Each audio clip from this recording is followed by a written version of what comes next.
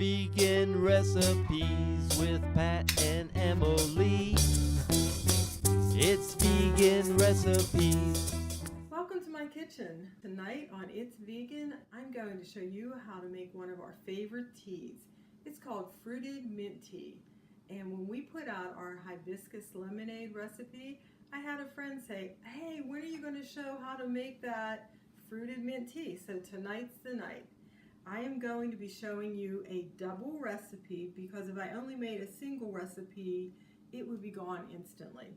So we're going to start with 6 cups of boiling hot water, and into that I am putting 8 tea bags.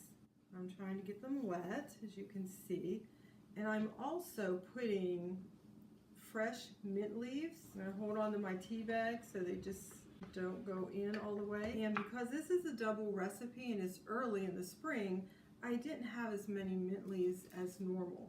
But I wanted to show you, in the fall, we pick the mint leaves and we freeze them.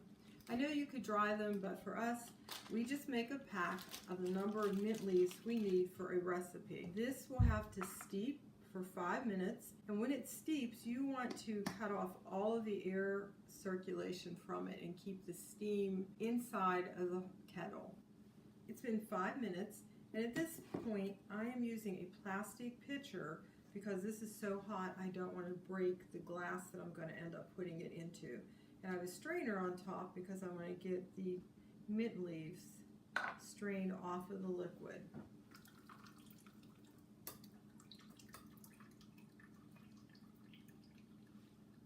Okay, this tea is very hot.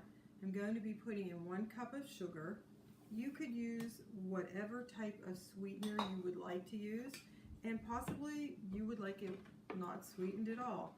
I will say that this recipe was submitted by Marilyn Gaut to the Westmoreland Museum of Art for this book that's called Art in the Kitchen. The only thing we changed was we have not used fresh lemon juice, and I cut the sugar in half. So stir that up. Make sure that your sugar is dissolved. Or if you are using honey, maple syrup, agave, make sure that that's dissolved. You could probably even use stevia. Next, I'm adding 2 cups of orange juice, a half a cup of lemon juice. Of course, I'll have the recipe below for you. Stir that again, and I'm adding about 10 cups of water. So when you make this double recipe, as I'm showing you, it makes a gallon. Now, this isn't extremely hot, but I just wanted to show you that this tea is a really, really soothing tea when it's hot. If I was drinking it hot, I'd heat it more so because I just added cold water.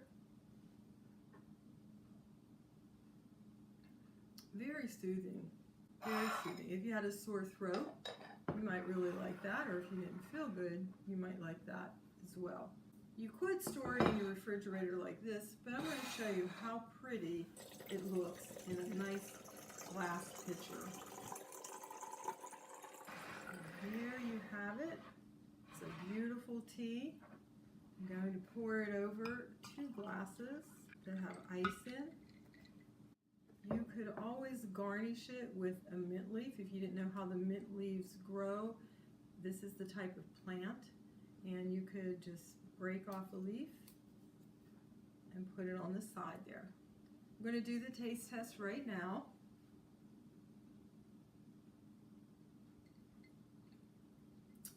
We love that tea.